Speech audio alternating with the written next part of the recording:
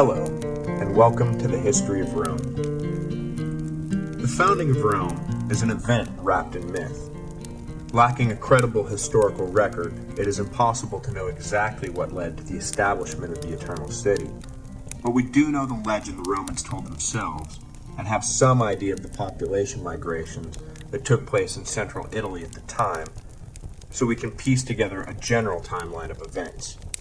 There may be truth wrapped up in the official legend, and there may not, but it is a good story and an important one to know for students of ancient history. It is the story of a refugee Trojan prince and how his great-great-great-great-great-great-great-great-great-great-great-grandsons would be wet-nursed by a she-wolf and later found the greatest city of the ancient world. The story of Rome begins with the end of the Trojan War. After Troy was finally sacked by the Greeks, Aeneas, chief lieutenant of Hector, managed to escape with a few followers. They boarded ships and set out into the Mediterranean to find a new home. Their odyssey took them from Asia Minor to the north coast of Africa, where Aeneas managed to sow the seeds of the three Punic Wars by seducing the Carthaginian queen Dido and then abandoning her. Virgil writes that in the final moments before she committed suicide, Dido cursed the descendants of both to eternal enmity. O my Tyrians, besiege with hate his progeny and all his race to come. Make this your offering to my dust. No love, no pact must be between our peoples. No, but rise up from my bones, avenging spirit. Hell hath no fury like a woman scorned. After securing an archenemy for Rome, Aeneas sailed to the west coast of Italy, where he and his followers hoped to make a settlement. Arriving in the territory of Laurentum, the Trojans were immediately met by armed locals who tried to drive them off. But their king, Latinus, decided to make peace rather than war with the foreigners, and offered his daughter Lavinia to Aeneas, solidifying an alliance. This marriage came as quite a shock to Turnus, prince of the Rutuli, a nearby tribe, because Lavinia had already been pledged to him. Angered by this slap in the face, he led an attack on the combined Trojan and Latin forces. The Rutuli were defeated, but King Latinus was killed in the fighting, leaving Aeneas in control of both the Trojans and the Latins, who were rapidly intermarrying into a single people. Vanquished, Turnus and the Rutuli turned north to the rich and powerful Etruscans for help. The Etruscans were more than willing to lend a hand against the growing menace of the Trojan-infused Latins, and attacked. But Aeneas, in his final act, led the Latins to victory, establishing the Tiber River as the boundary between the Latins and the Etruscans. We should pause the legend here before we get too far and give an account of the political landscape of pre-Roman Italy, as historians and archaeologists understand it today. Who were the Latins? Who were the Etruscans? Where did they come from, and what sort of lives did they lead? The origin of the Etruscans is debatable. However, DNA evidence points to a migration from Asia Minor, which, if true, offers a context for the legend of Aeneas' arrival from Troy. The Etruscans were the dominant force culturally and politically in the Italian peninsula, and, as we will see, came to dominate Latin territory in the waning years of the Roman kingdom. They had developed cities and a confederal state system long before the Latins, who remained in traditional tribal affiliations until the foundation of Rome, which was the first major settlement in Latin territory that could be called a city. The Etruscans were artists and craftsmen who had set up extensive trading networks that reached all the way to Greece. The trading routes between Etruria and the Greek cities of Magna Graecia in the south ran right through Rome, offering a clue as to the reason for its location. The Latins, in contrast, were simple pastoral herdsmen. Evidence from ancient burial mounds suggests the Latins were descended from Balkan migrants who crossed the Adriatic in prehistory. Mostly shepherds and farmers, they did not have any sort of advanced arts or crafts. What culture they display seems to be little more than a blend of Etruscan and Greek elements. Indeed, nothing about later Roman history suggests the Latins were innovative at all in art, religion, or letters. They excelled at warfare and engineering and administrating, but were merely students of philosophy, never instructors. Their gods, to take one obvious example, are little more than an adaptation of the Greek pantheon, Zeus becoming Jupiter, Hera becoming Juno, and so forth. What bound the Latins together was a common language, distinct from the Etruscan language to the north and the imported Greek in the south. Latin, of course, forms the basis for half the languages in Europe, and its vocabulary still dominates the legal profession. But enough humorless anthropology. After Aeneas died, his young son Ascanius grew to be king. The town built by the Trojan settlers had become too small for the exploding population, and Ascanius led a group east to found a new settlement called Alba Longa, which would become the seat of the growing Latin kingdom. Generation upon generation followed, and the Latins became powerful and secure. The kingship was passed from father to son until finally it rested upon the head of a man named Numitor. Numitor had a brother named Romulus who coveted the throne and decided to seize power for himself. Numitor was driven from Alba Longa, all his sons were killed, and his daughter, Rea Silvia, was forced to become a Vestal virgin to ensure she would bear no children who could threaten Romulus. However, after taking the vows, Rea was the victim of rape and consequently gave birth to twin boys. Rea declared that the god Mars was the father, but to no avail, and, for the crime of allowing herself to be raped, she was thrown in prison. The twins were sent to be drowned in the Tiber.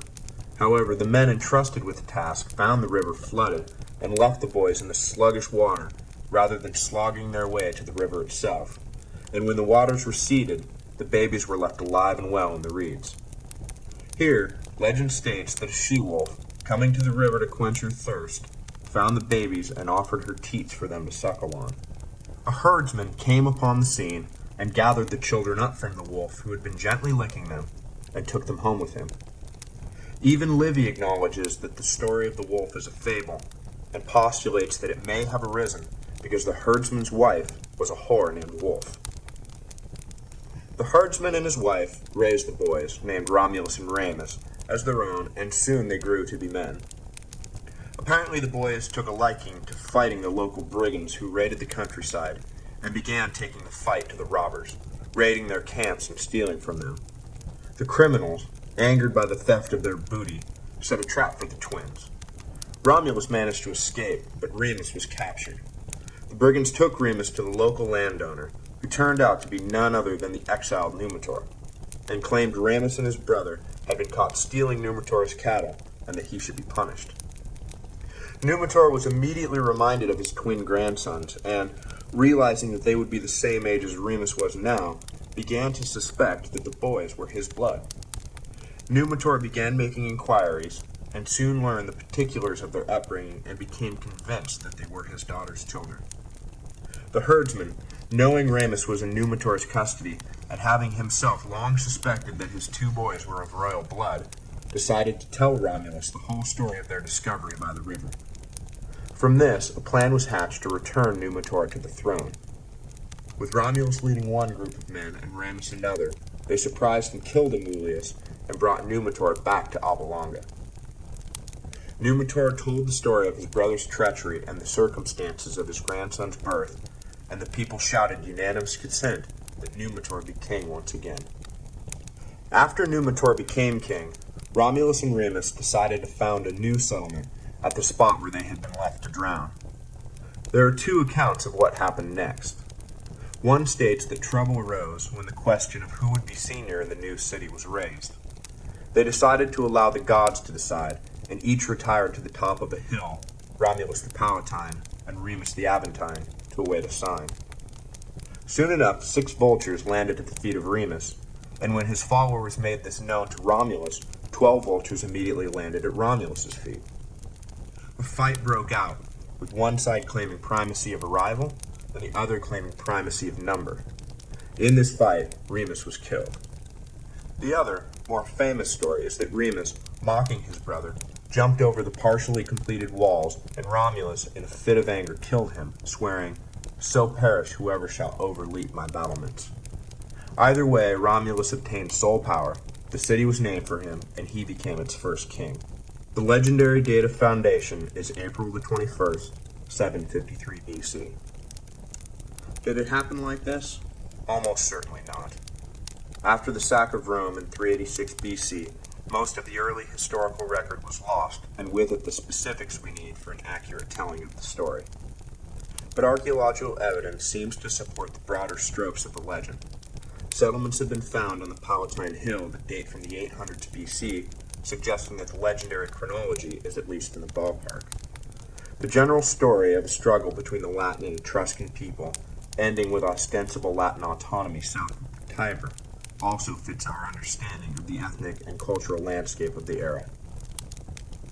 It is doubtful that the site of Rome was chosen because it marked where the twins had been sent to die. More likely an easy river crossing, coupled with the natural defenses offered by the nearby hills, drew settlers to the area.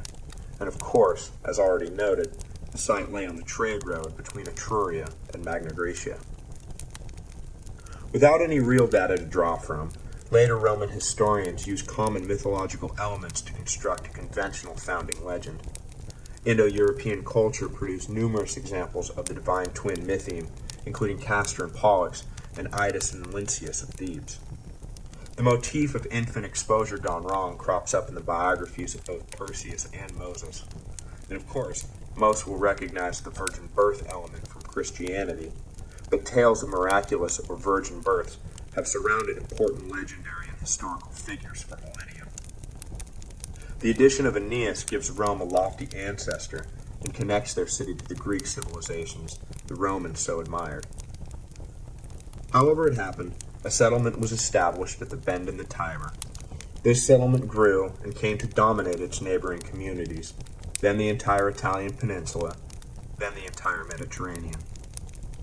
Next, we will cover Rome's unsavory beginnings, who the first Romans were, whose women they stole to ensure that there would be a second generation of Romans, and whether Romulus, great soldier that he was, died or simply faded away.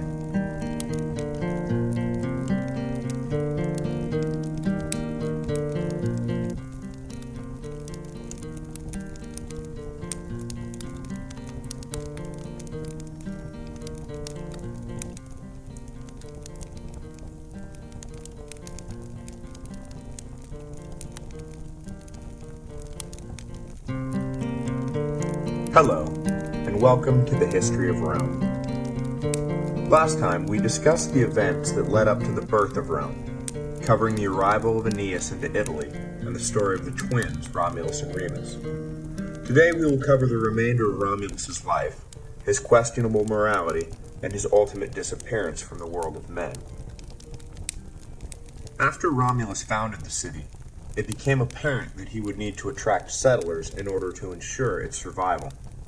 To this end, he opened up the city to what could tactfully be described as colorful characters, but, put simply, they were the dregs of society.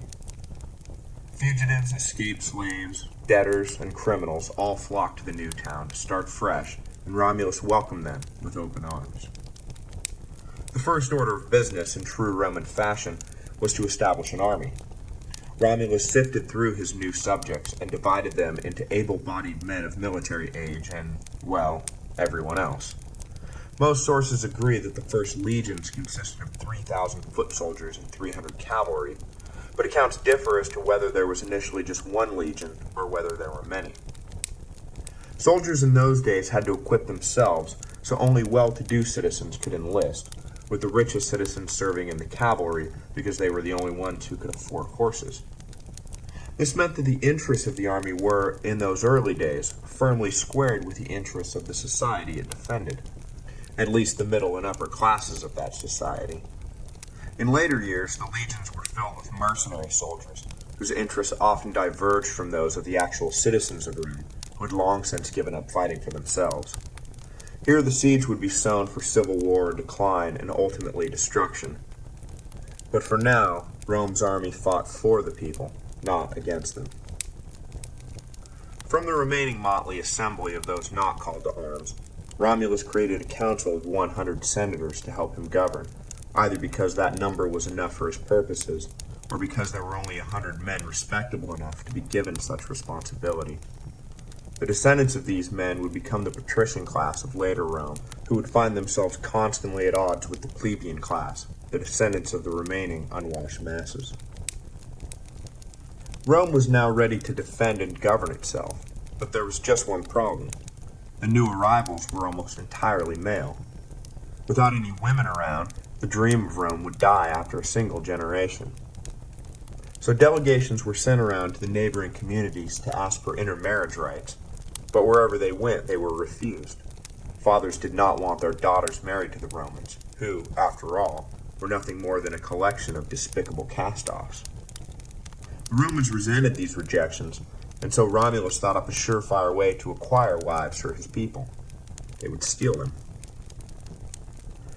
The Romans invited all the neighboring communities to a great festival honoring Neptune. They spared no expense in preparing and promoting the celebration, and on the appointed day, a great crowd filled Rome, including, famously, the Sabines.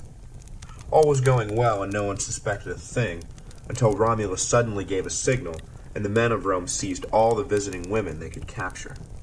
The festival was broken up, and the parents of the seized women fled the city, cursing the treachery of the Romans. The seized women were naturally horrified at their predicament, but Romulus went to them and claimed that it was their parents who were to blame, because they had been too proud to wed their daughters to Roman men. Further, he said, they would all be treated better in Rome than anywhere else, because the Roman men would feel obligated to work off the guilt over what they had done.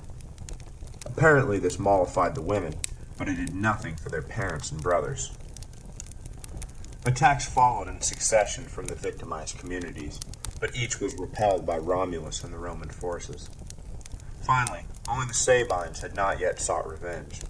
They waited and planned rather than immediately taking up arms.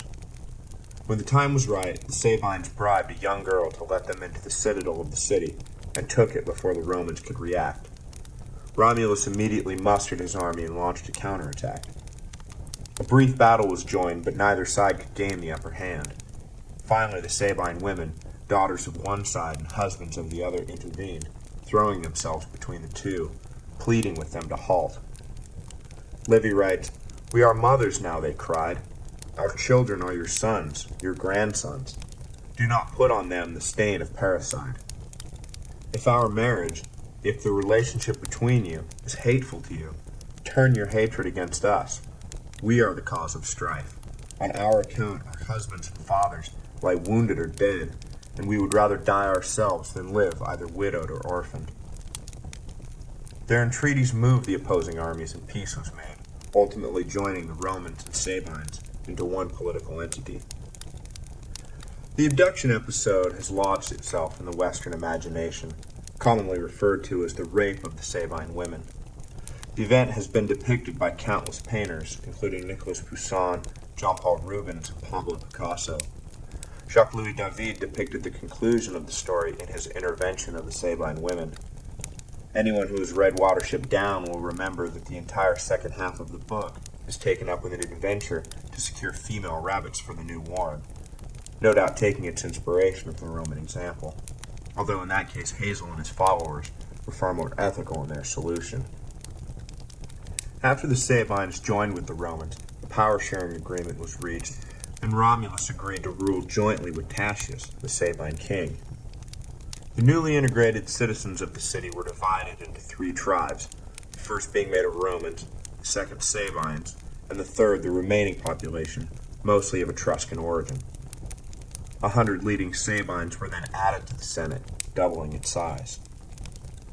Leadership thus established, Romulus formed the first great citizen assembly, the Comitia Curiata.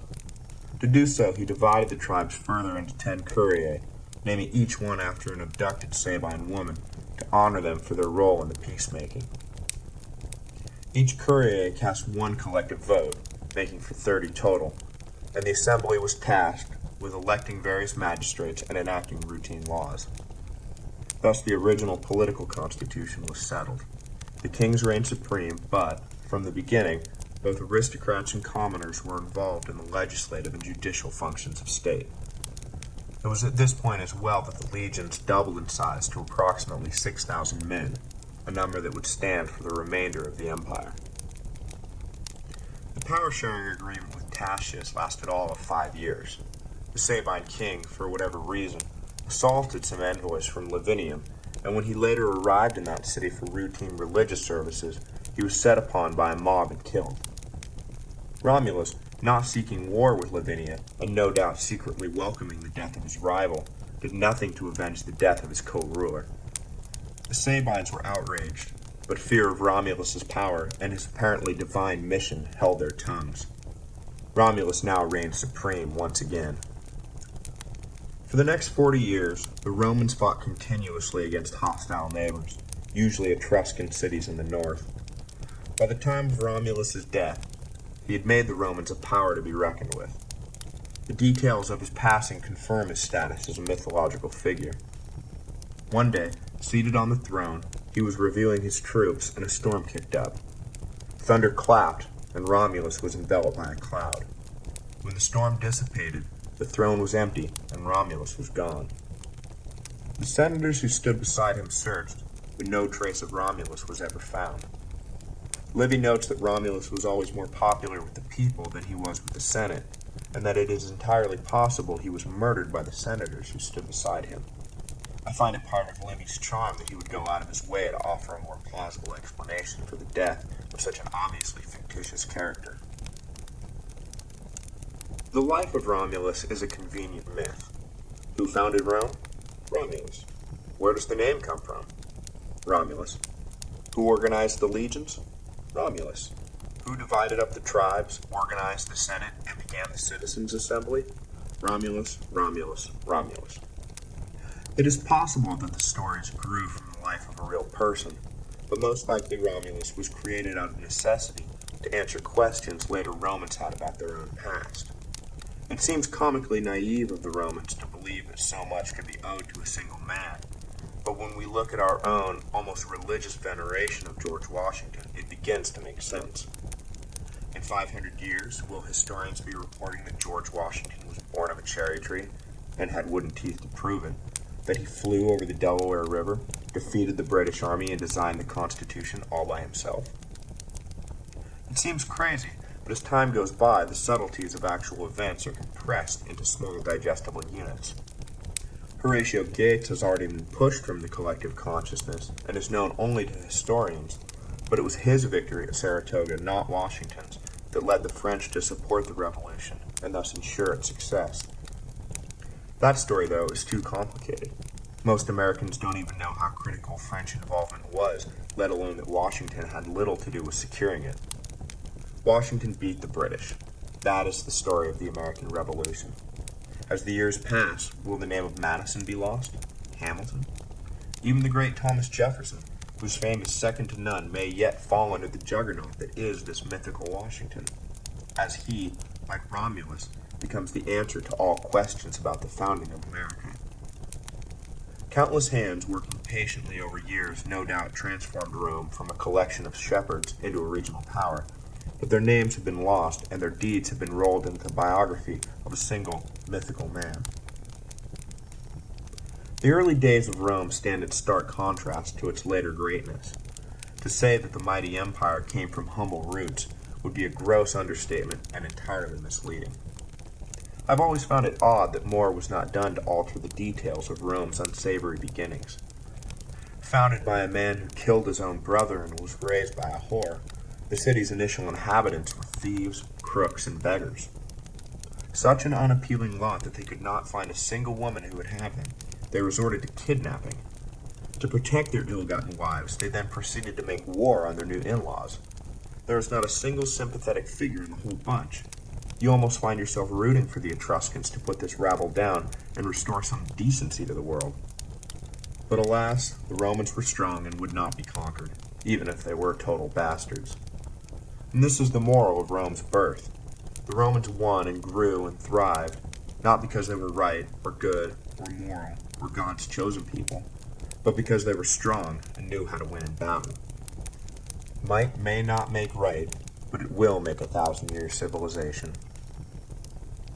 Join me next time as we discuss Romulus's successors to the throne, Rome's religious awakening, and how the kings were finally run out of town.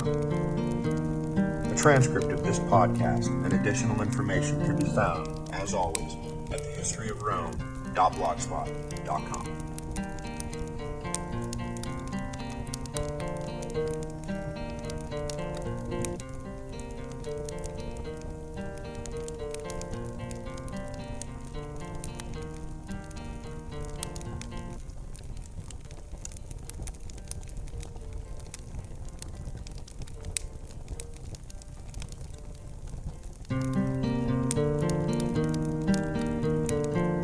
Hello, and welcome to the History of Rome. Last time we finished with the death of Romulus, first and greatest king of Rome.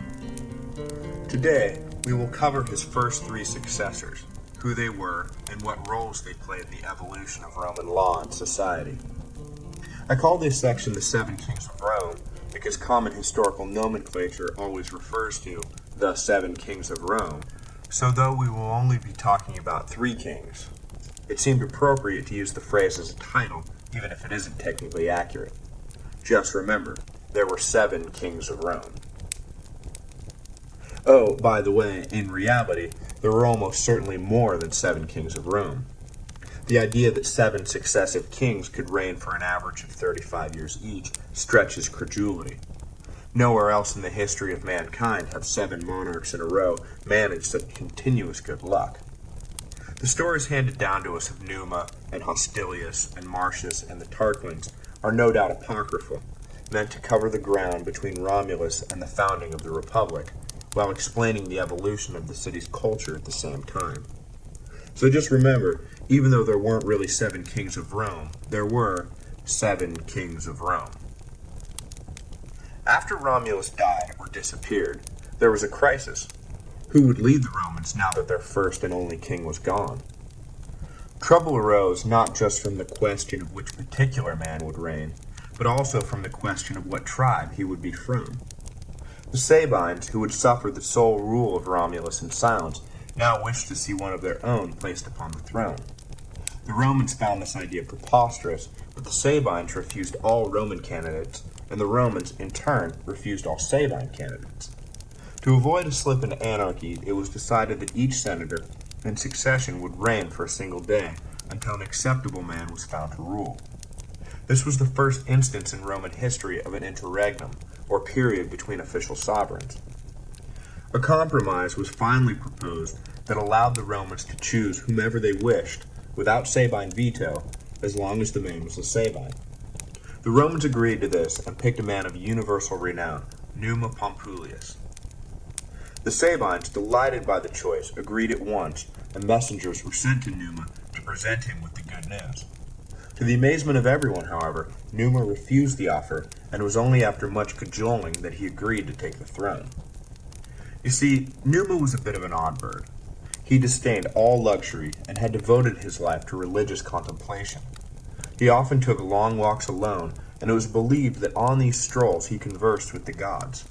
Not that this concerned anyone. Quite the opposite, it only enhanced his reputation that the gods spoke to him. But still, not exactly a man you usually find at the head of a growing military power. Numa did not even live in Rome. He resided in a nearby town and was, for the most part, put off by the violence and greed of the city. This second king of Rome was the opposite of Romulus in almost every way. Where Romulus was brash, Numa was reserved. Where Romulus was a warrior, Numa was a pacifist. Where Romulus sought glory and fame, Numa sought peace and solitude.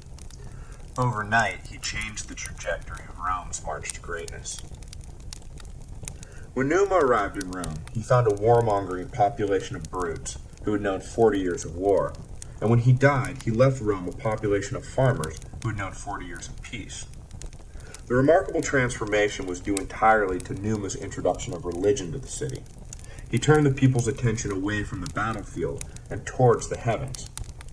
Desiring peace more than anything else, Numa devised complex religious rites to occupy the time of the now demobilized army so they would not grow restless and provoke unnecessary wars. He instilled in the Romans an everlasting fear and awe of the gods, which would last for the remainder of the empire. Numa is credited with the foundation of the most important religious institutions in Rome. He imported the Vestal Virgins and established the laws governing their watch over the eternal flame.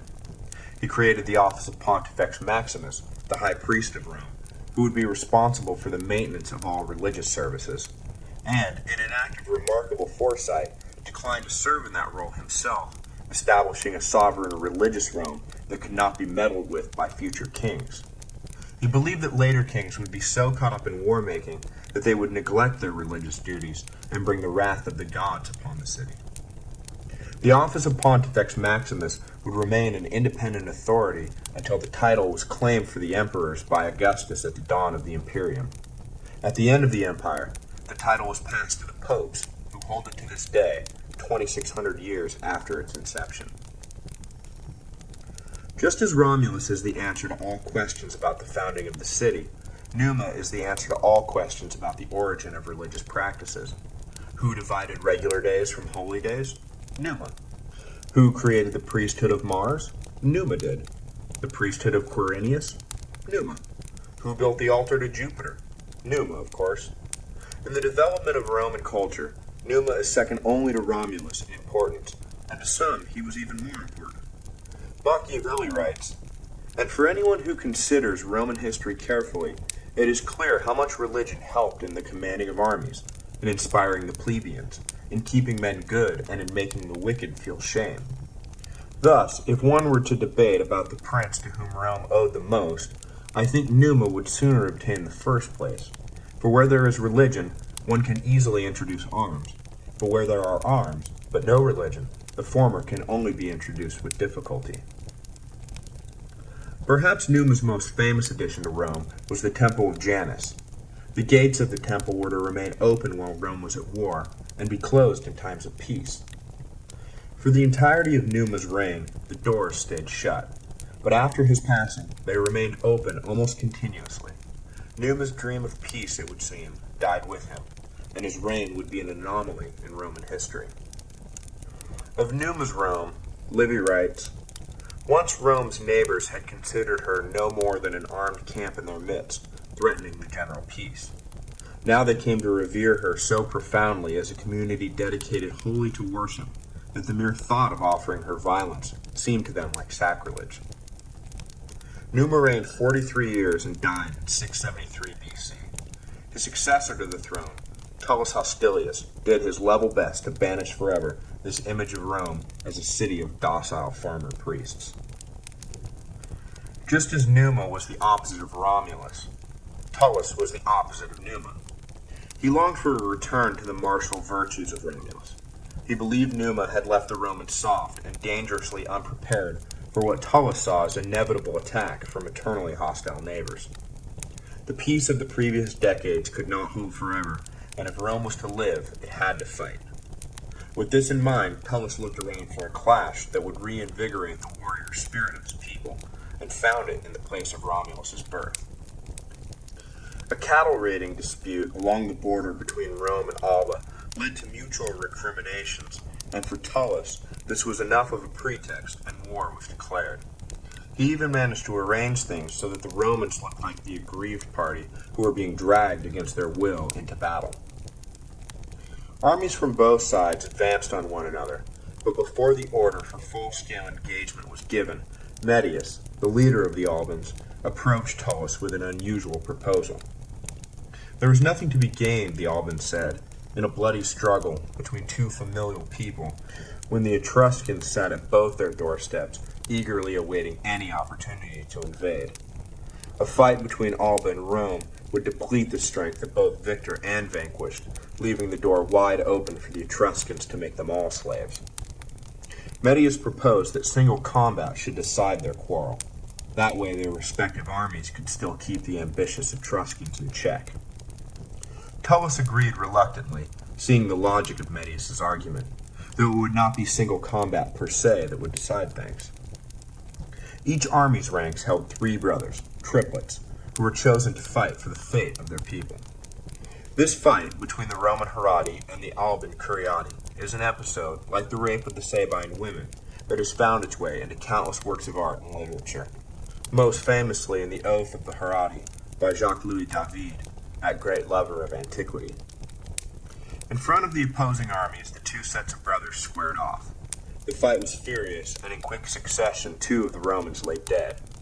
Horatius, the remaining brother, knowing he could not take all three of his enemies at once, ran up a nearby hill, forcing the three Curiati to chase him. As the first neared, Horatius turned abruptly and killed him. The second Alban brother arrived too late to help, and Horatius fought and killed him as well. The third Curiati, weary from the chase and from wounds sustained in the earlier fight, was no match at all upon arrival. He fell to his knees, and Horatius did not fight him so much as execute him, plunging his sword down the poor bastard's throat. The Romans cheered their victory, and the Albans, grumbling at Metius's deal, were forced to withdraw and supplicate themselves to Roman rule. But Metius, aware of how precarious his authority was in the aftermath of this non-defeat to Rome, conspired to release his people from subjugation. He induced Veii, the nearest Etruscan city and, as we will later see, an important early rival of Rome, to attack the Romans. The Albans, Metius said, would be called upon to aid Rome, and he promised that at a decisive moment in the battle, the Albans would desert, leaving the Roman flank unguarded. Veii jumped at the opportunity to crush Rome and attacked immediately. Just as Metius predicted, Tullus called upon the Albans to join the fight, and the armies gathered to do battle. Just as the fight was about to begin, Metius ordered the Albans to withdraw. The Roman soldiers were shocked to see their ally suddenly leaving, but Tullus, thinking quickly, addressed his troops, telling them that it was his plan for the Albans to sneak around behind the enemy. The Romans, heartened, marched into battle with confidence and defeated the Veiites. Back in camp, however, Tullus ordered the arrest of Metius and had him brought before the Roman troops. Tullus then revealed the treachery of the Alban leader and, to the horror of his men, passed, without trial, a sentence of death by dismemberment. Their leader dead, Tullus then ordered the destruction of Alba Longa itself. He ordered the city destroyed and the citizens relocated to Rome, where they would become Romans, forever wiping Alba from the map. Tullus reigned 32 years and died in 642 BC. The return to arms was his lasting legacy, and the incorporation of the Albans was his most important contribution to the growth of the city. Henceforth, Rome's neighbors returned to their view of the city as little more than an armed camp, and worked tirelessly to defeat the Roman menace. Never again would Rome enjoy an extended period of uninterrupted peace, despite the efforts made by Tullus's successor, Ancus Marcius, the grandson of Numa, to bring the population back to his grandfather's vision of peace. Less is known, or told, about Ancus than any of his predecessors, but we do know that he attempted to follow in the footsteps of his grandfathers, but with far less success. Events conspired to force war upon him, and despite his natural proclivities, he accepted his fate and led the Romans into battle. A confederation of Latin communities who chafed under Roman dominance took Ancus's succession as the perfect opportunity to attack, believing they had another Numa on their hands who would be an easy mark. But Ancus accepted the challenge, and the Roman forces, battle-tested by their years under Tullus, routed each in turn. The defeated inhabitants were forced, like the Albans, to abandon their homes and settle in Rome, while Romans were sent to settle the vacated towns. Through this policy, the population of the city swelled, and the surrounding countryside was filled with subjects loyal to Rome. At the outset of the fight with the Latins, Ancus made his most important contribution to Roman society. Dissatisfied with the haphazard way war began between Rome and her enemies, he decided to inject a sacred ritual, introducing something of Numa into the barbarism of armed conflict. A specific formula was proscribed as to how exactly the Romans would declare war on an enemy. Too tedious to spell out here, but it involved sending envoys into enemy territory, announcing the war to the first man met in an official pronouncement, making more official declarations at appointed times, waiting 33 days, and finally throwing a spear into enemy territory, signaling the beginning of hostilities. The entire process may seem a bit overwrought, but it demonstrates the Roman desire to infuse all aspects of life with the rule of law, even if the end result was savage bloodshed. After the campaign against the Latins, Ancus won an important victory against the Veiites, gaining control of the Maesian forest and extending Roman territory all the way to the sea. The consequences of this event cannot be overstated. Through Ostia, the port town founded by Ancus at the mouth of the Tiber, all initial Roman forays into the Mediterranean were launched and received. Ancus reigned 24 years and died in 617 BC. At his death, Rome found itself immeasurably strengthened by the addition of countless new citizens, a neighborhood free of enemies, and a port to call its very own. We will leave the story here and pick up next time with the final three kings, the Tarquin dynasty, the last of which would show himself to be such a tyrant that the very idea of monarchy would be hateful to Romans forever after, even forcing the emperors to semantically cloak their activities so as not to be accused of monarchism. As I said earlier, the lives of these kings are apocryphal biographies designed to explain the origin and development of Rome to later Romans. What is mostly being fleshed out in the story of these first kings is the relationship between the two most important pillars of Roman society, war and religion. The warlike Romulus is followed by the religious Numa, who is followed by the warlike Tullus, until finally the two pillars are joined in Ancus, the religious king who is dragged into battle by fate.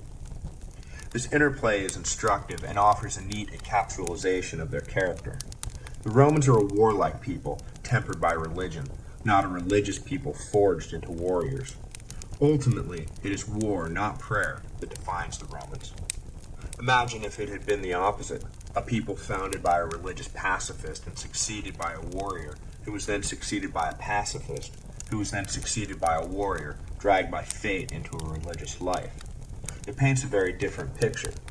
The Romans are fighters through and through, though Machiavelli's point is well taken. Without religious tempering, it is doubtful the Romans could have sustained a republic based upon the rule of law, and would have remained an unremarkable tribe of violent barbarians. To sum up, the Romans were soldiers who took oaths seriously, not priests who took swordsmanship seriously. Join me next time as we discuss the last days of the Roman monarchy and what was so bad about Tarquinius Superbus, the last king of Rome, that led the city to transform itself into a republic that lasted for 500 years.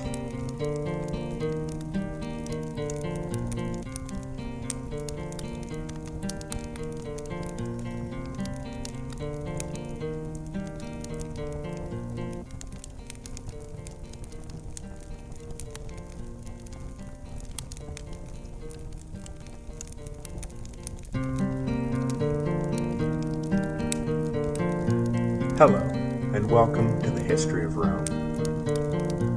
So far, we have covered 4 of the 7 kings of Rome: Romulus, Numa Pompilius, Tullus Hostilius, and Ancus Marcius. Today we will discuss the final 3, the so-called Tarquin dynasty, the father of Tarquinius Priscus, a decent if manipulative king, his adopted son and successor Servius Tullius, and finally his real son Tarquinius Superbus, who usurped his adopted brother and was then himself usurped by a fed-up mob, marking him forever with the infamy of being the last king of Rome.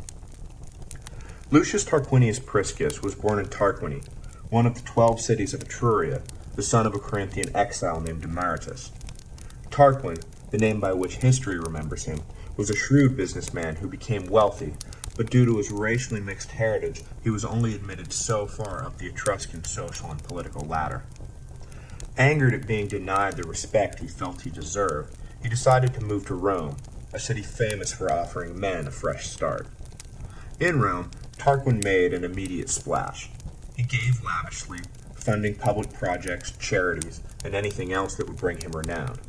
It did not take long for Tarquin to come to the attention of Ancus Marcius, the aging king. In his final years, Ancus brought Tarquin into his confidence, leading to a close relationship that resulted in Tarquin ultimately being made guardian of Ancus's 2 sons when the king died. Tarquin knew an opportunity when he saw it, and after Ancus died, he sent the 2 boys away on a hunting trip.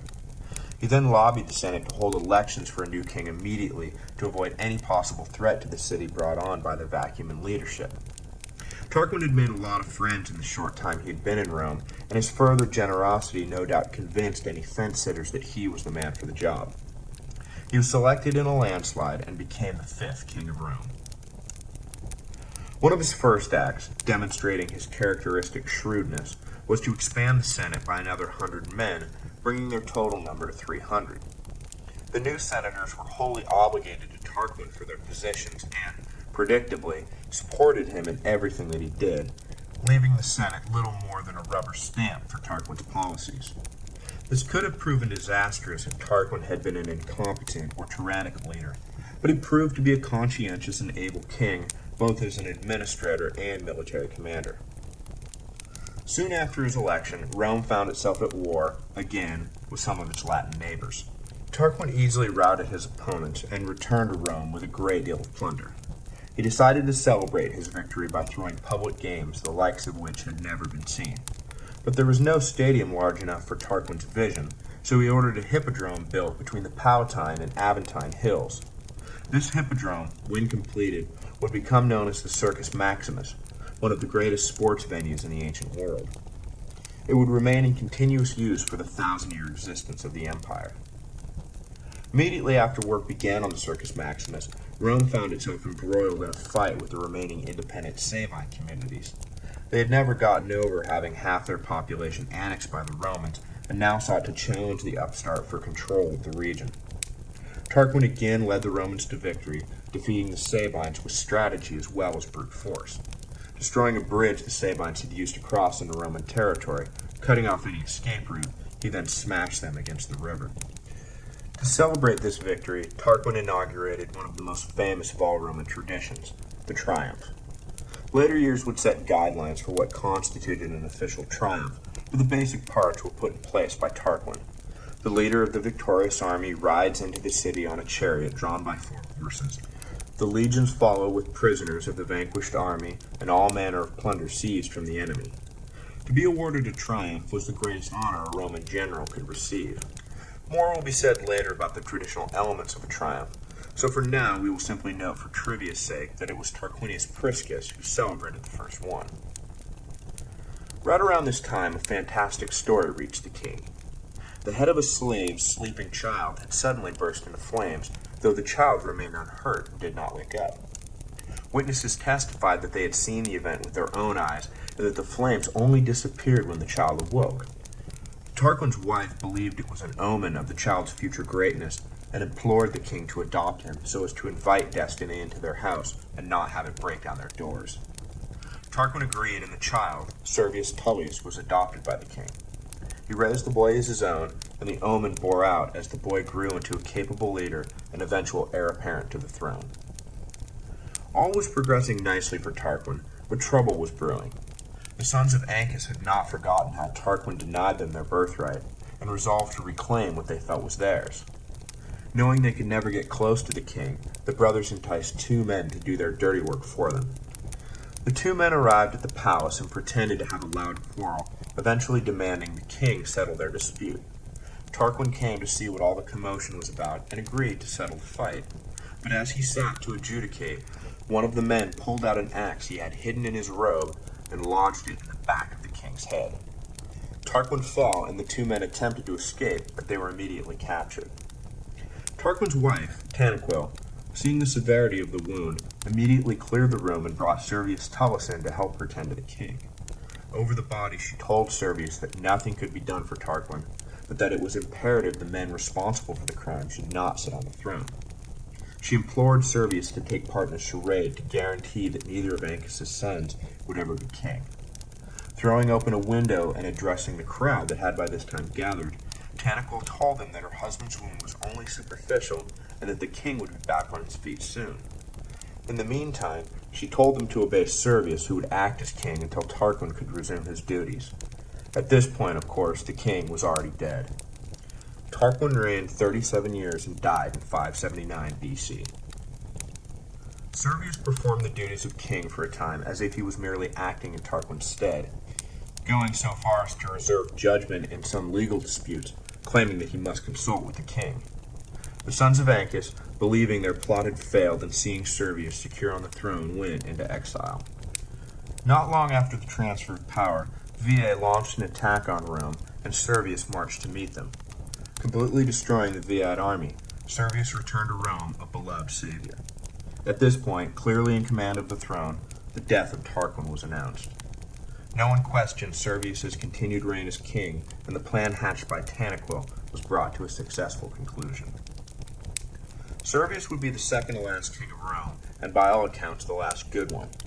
He was responsible for the final reconfiguration of Roman society prior to the establishment of the Republic, a reconfiguration that would have a profound effect on the way that Republic would ultimately be governed. Desiring to take stock of the city's resources, wealth, and population, he instituted the first census. Based upon the data he received, he divided landowning Romans, known as Assidui, into 5 classes. Nominally divided by wealth, the idea was to establish who could provide what when war inevitably came knocking. The first class was the richest, able to provide a helmet, round shield, bronze breastplate, leg armor, sword, and spear. The second class provided all the same equipment as the first, save for the breastplate. The third provided the same as the second, but for the leg armor. Only a spear and javelin were required of the fourth class, and the fifth provided merely slings and stones. Sandwiching these classes were the richest of the rich, already separately designated as equites, cavalrymen able to provide horses, and the poorest of the poor, i.e., most of the population, who were exempted from military service. Men aged 18 to 40 from the 5 classes formed the legions when the need, which was often, arose. The classes did not serve a strictly military function. They also formed the basis of the new Roman electoral college. The old tribal assembly created by Romulus, the Comitia Curiata, was surpassed by Servius's new Comitia Centuriata. Each of the classes were further divided into centuries which voted as blocks. The centuries, however, were not equal in size. The first class, which was the smallest, was divided into 80 centuries. The second, third, and fourth classes each had 20. The fifth, by far the largest, was composed of 30. The small group of equites were divided into 12 centuries, and the landless masses were granted just one.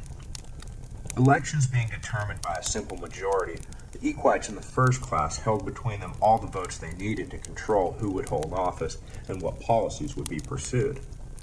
There was some logic to the wildly skewed voting system.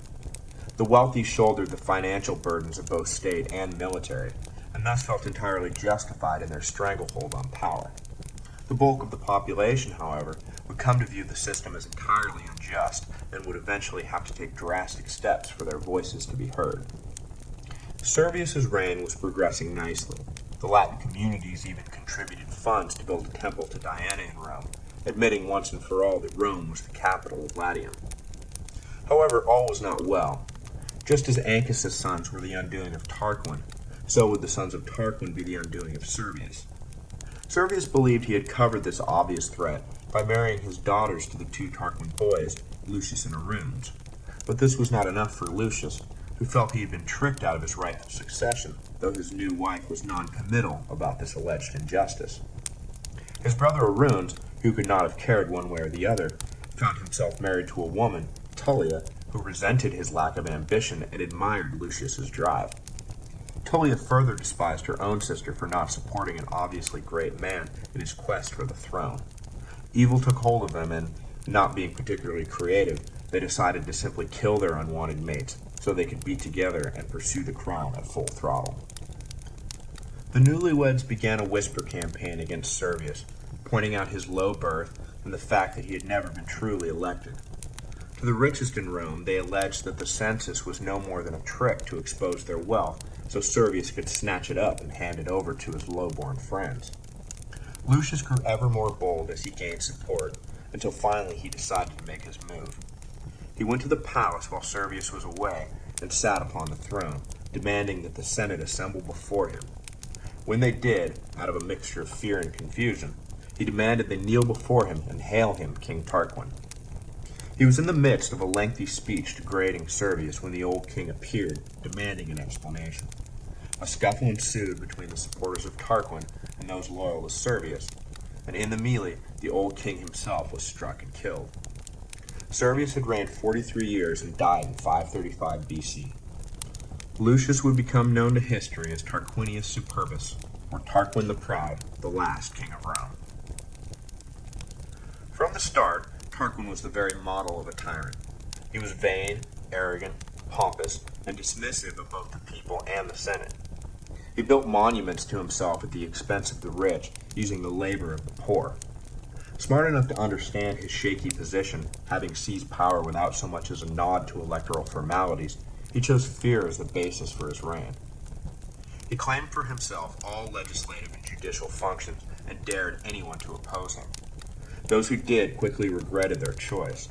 Tarquin arrested, tried, and executed his opponents, completely bypassing the traditional court system. He confiscated property whenever he saw fit and arbitrarily reduced the ranks of the Senate, leaving it anemic and unable to counter his actions. Tarquin's misconduct was not confined to the city itself. He sought to consolidate Rome's power over Latium, and to this end called a council of the local nobility. He let them sit all day without making an appearance, until one of them rose to declare that Tarquin was making them wait on purpose to show that he could order them around at will. Just then Tarquin finally appeared. The king made note of the man who had spoken against him, and after the meeting broke up, bribed one of the noble slaves to plant a cache of weapons in his master's room.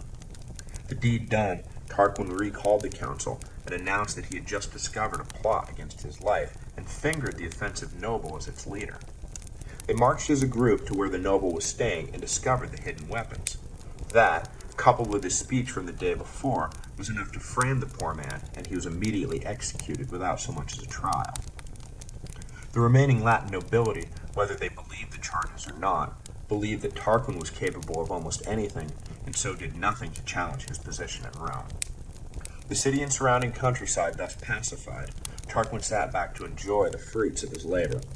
But only poisoned fruit can grow from such poisonous seeds, and Tarquin would soon pay the ultimate price for his underhanded tactics. Tarquin, obviously, had engendered no goodwill in the city, and the population waited only for a spark to light them into full revolt. Tarquin's own son would provide that spark. The young man, Sextus, was invited to a dinner party hosted by Collatinus, a local noble, and upon meeting Lucretia, the lady of the house, Sextus decided that he must have her. Inflamed with lust, he returned to the house while Collatinus was off laying siege to the nearby town of Ardea and raped her. His lust faded, Sextus rode off unaware of what he had set in motion. Collatinus, riding back to Rome with a certain Lucius Junius Brutus, was met by a messenger who bid him return to his house at once. There, surrounded by her father, Collatinus, and Brutus, Lucretia told him what Sextus had done, and then, overwhelmed by shame, grabbed a knife and stabbed herself in the heart. The three men, grief-stricken, stood over her body and swore that the Tarquins would pay for her death. Returning at once to the encamped army at Ardea, Brutus raised them into revolt with a stirring speech denouncing the Tarquins as oppressive criminals. He then led the army back to Rome, where he planned to expel the Tarquins once and for all. Arriving in the city, he marched through the streets and found a population slaving away on Tarquin's various pet projects and ready for revolution. Tarquin, at this point, having heard of the mutiny in Ardea, had ridden out to take control of the situation, but instead found his army gone and himself in exile from the city he allegedly ruled. Tarquinius Superbus reigned 24 years and would die seeking, but never regaining, the throne. Back in the city, the liberated people declared the Tarquins enemies of the state and forever barred them from Rome. The Comitia Centuriata was convened, and it was decided that kings should never again rule Rome, and that 2 men should be elected annually to be leaders, so that power could never again be concentrated in the hands of a single man. Collatinus and Brutus were duly elected and were inaugurated as the first 2 consuls in Roman history. The year was 509 BC, and the most famous republic in the history of the world was born. The story of the ill-fated Tarquin dynasty casts an interesting shadow over Roman history. Through the obviously apocryphal royal biographies, a general outline of actual history begins to emerge. As I said in part 1, Roman culture was derived largely from Etruscan and Greek influences, so, as an instructive parallel, we are given the story of a family of kings who became masters of Rome after emigrating from Etruria and were descended from an exiled Greek. There, in the micro story of the Tarquins, is the macro story of all Rome. This dramatic, if fictitious account has roots in reality. Modern historians recognize the dominance Etruria had over Rome until the founding of the Republic. It is thought that Etruscan kings did indeed command Rome, and that they were rejected by a native population wary of their rule. Though the neatness of this account no doubt misses a reality filled with intermarriage and colliding cultures, making it hard to know who was a native Roman and who was a foreign Etruscan. The story of the kings also offers a moral that the Romans followed to great success and abandoned at their peril. Until the ill-fated Tarquinius Superbus, none of the kings had been the son of a previous ruler. Hereditary succession played almost no part in the ascension of the kings. Ancus Marcius was the only one who was even related to one of his predecessors, and he was the grandson of Numa, not an immediate heir. This stands in stark contrast to the monarchies that emerged in the Middle Ages that were founded entirely on the passing of power from father to son, whatever the merits or abilities of the child. Gibbon famously marks the beginning of the end of the Roman Empire, with Marcus Aurelius' sentimental choice of his son Commodus and not another, more capable man to succeed the Imperium in 177 AD. The choice ended 5 successive transfers of power from the emperor to a man chosen on merit and not relation. The 100-year period of the so-called 5 good emperors marked the height of Roman power, wealth, and stability. History has shown again and again that the ship of state is well sailed when leadership is based on great ability, and run against the rocks when it is based upon mere birth. The Roman monarchy was now dead, never to return. Next, we move on to the story of the Roman Republic, and trace its long march through the Italian peninsula, across the Mediterranean, and into legend. Next week we will discuss the first days of the Republic, who its initial leaders were, and what would happen to any man who ever again tried to make himself king of Rome.